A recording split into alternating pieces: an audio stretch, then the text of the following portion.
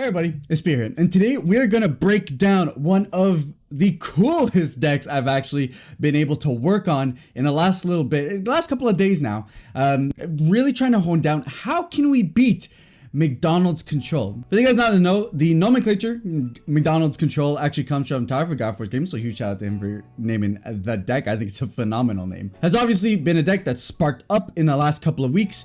True Champ has been playing it for a hot minute now, and while we could go the angle of just talking about the deck, the different variations, I'm fairly certain he's got a deck profile on that front.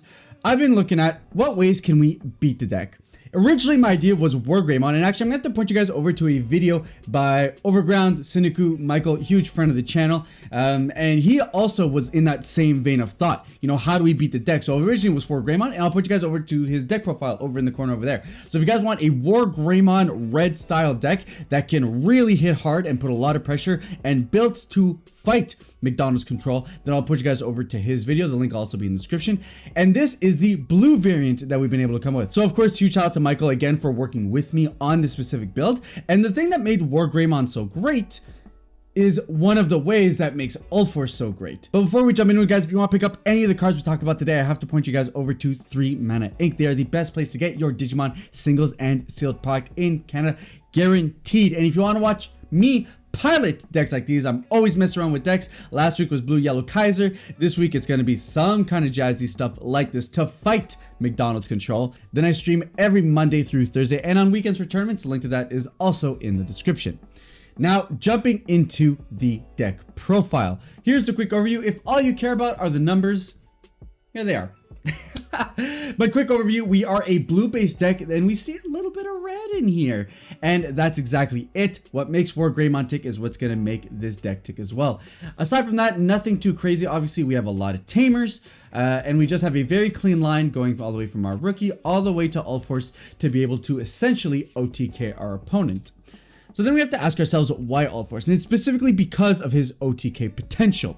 Now, one thing, guys, I really want to point out is that this deck is very much meant to beat the McDonald's deck. It can beat other decks. We've tested against Green, and you know we've tried against Shine, and theoretically against Shine it should be good as well.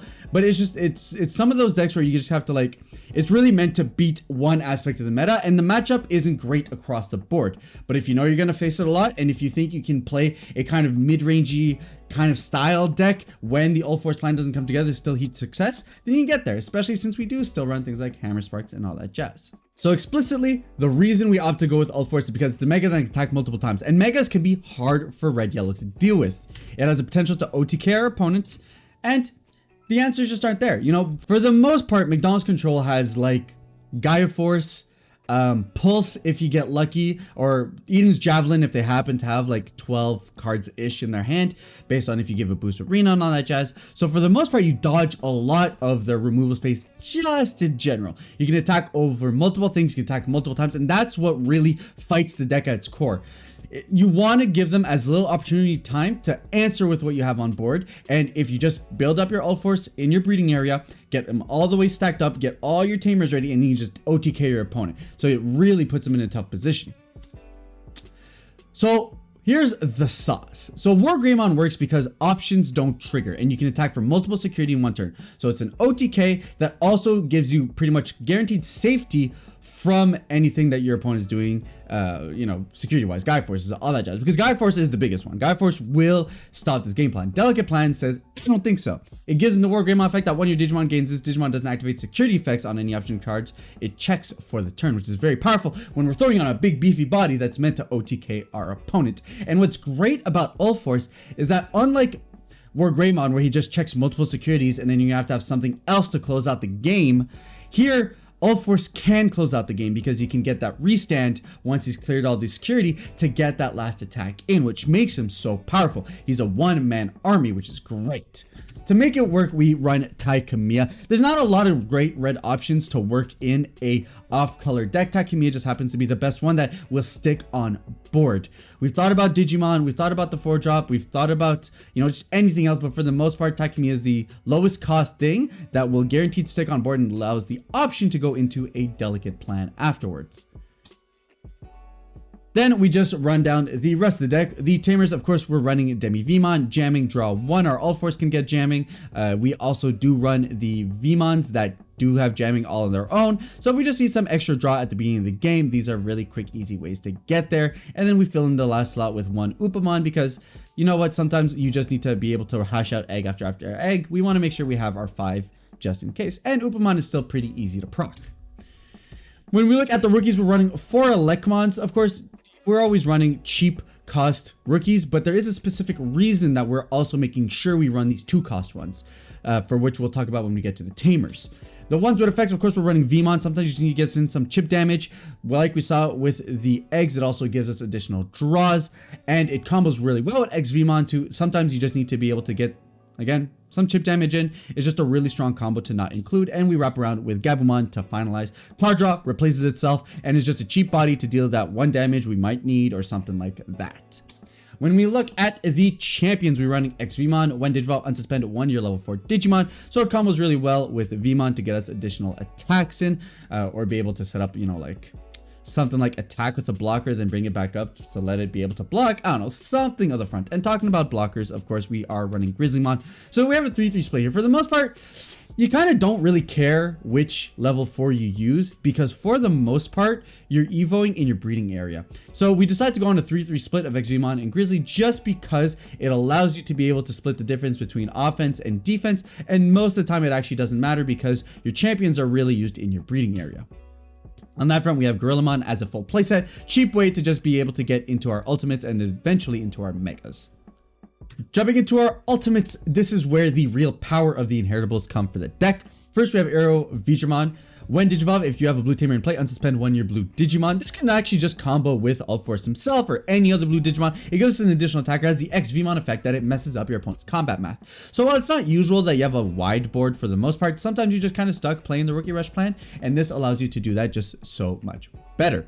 Then on your turn, he has the inheritable that when this Digimon becomes unsuspended during your main phase, it gains jamming, which is really sweet. It means that we can use Rena on the first swing to give it jamming, and now we don't have to worry about Omnimons or Craniumons if our opponent is running those in their McDonald's recovery deck. None of that is a problem. The most powerful one, however, for me is Wergarumon. Inheritable on your turn, when your opponent has a Digimon with no digital resources, Magnadramon, anyone? This Digimon gains security attack +1, meaning that it basically takes 3 swings from our Ulforce to be able to clear the entire security stack, which is not hard to do whatsoever. So for me, the option is really just, you know, if you're not playing against recovery, it's very easy to get some chip damage in with your lower blue rookies while you're building your Ulforce on the side and then finishing off with Ulforce, and then jamming can help there in case they have any megas that can make it tough. Or Wergarumon here if you just need to clear a lot of security right away. And plus, given that we're running the Red Tamer tie, it's actually not unheard of that you don't have to worry about anything bar Omnimon regardless, even with or without jamming. Then we go into the Tamers, the heart and soul of making Ulforce the deck that it is. We are running a playset of Taikamiya V-Tamer. If you have a Digimon with Veedramon in its name, you may suspend this Tamer to activate one of your following effects. You get to draw 1, or when your Digimon gets 1k DP, the 1k DP could be good if you're trying to beat over some you wouldn't be able to before, or if you just want to count for 12k megas. And then otherwise, you can just get to draw. Attack, draw a card, attack, draw a card, stuff like that. Great form of advantage. Noted that it is just Veedramons in general, so it does also work with our Arrow Veedramon if we're just trying to dig for additional draws. Then we are running Arena. Your turn, when one of your blue Digimon attacks, you may suspend this Tamer to give that 1k DP for the turn. So this gives us jamming on the swing, which is really great. It's an extra 1k DP. Additionally, on play, you get to reveal top card of your deck and add 1 V from your deck. So this could be X Veemon, regular Veemon. You could find Ulforce with this. You could find Arrow. So just great source of being able to dig, especially considering the deck only runs 4 Ulforces. So being able to dig deeper into our deck to be able to find them is a great way to bring it all together. Then we are running 2 Matt Ishidas. The deck wants to be at 3 because let's say you set up all your other stuff besides your red stuff. The 3 memory off the bat will allow you to go into the red tie and then into Delicate Plan. Or it also allows you to push Ulforce up and still have the memory to be able to play a rookie, suspend tie, which will then choose one of your opponent's Digimon, get rid of a source, and then be able to attack again. Additionally, also being able to potentially proc off the Wergarumon to get these security attack pluses, which is absolutely huge. So he just happens to be a memory tamer that can be rested, which will additionally give us more attacks if need be. And is also why we're running the Elecmons, because the 2 cost is a really sweet spot to be able to do that. Especially since when Ulforce untaps for the first time, he gives us 1 additional memory. Of course, there are optional techs. So these are things we haven't included in the deck, but they're different things you can choose to run depending on how specifically your own personal local metagame is running. Instead of the other Agumon, we can run this one. If you think your opponent is playing around the fact that you might not have a Digimon without sources, well, hey, how about we just base it on having a massive hand, which is not hard to do once Ulforce is out. Attacking, we get our Taikamias drawing us card. So this is definitely an other option you can go with as your level 5s. We're looking at champions. You can run Kakumon instead. Is Craniumon being extra annoying? Are you going up against really bad blockers deck that are pissing you off? Well, guess what? If they don't have an inheritable, which a hardcast Craniumon won't, then you can just ignore their Digivolution cards and you can just chip away on that front instead. If you're not liking the XVmons, because like we said, XVmon can be kind of situational depending on your metagame, maybe you just want extra values on your mats. You want to be able to draw with them earlier on, or you want to be able to apply more pressure. Well, then you just have a jamming attacker that will allow you to get more values on your V-Tamer ties. There's not much, but there is some flexibility in terms of what you want to play, considering the heart of the deck is really just Ulforce, being able to play out a bunch of tamers that attack once, and Delicate Plan to make sure you hedge for Gaia Forces and any hard removal you might hint to insecurity.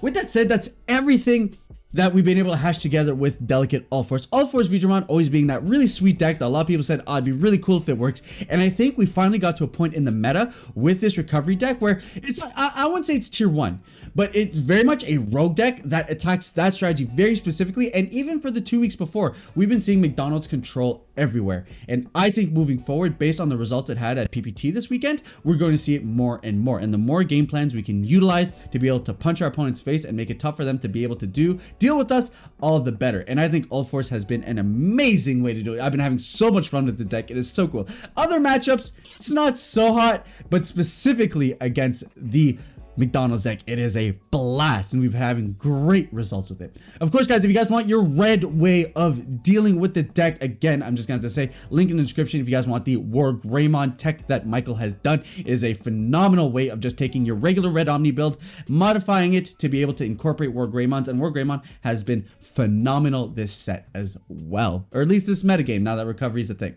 Of course, guys, if you like the deck profile and you want to see more like it, give it a thumbs up. Hey, if you dislike it, thumbs down works too. If you want to catch more of my videos, we do deck profiles, breakdowns, all that jazz, then subscribe button's in the corner. And with that said, I'll catch you guys on the next one. Ciao.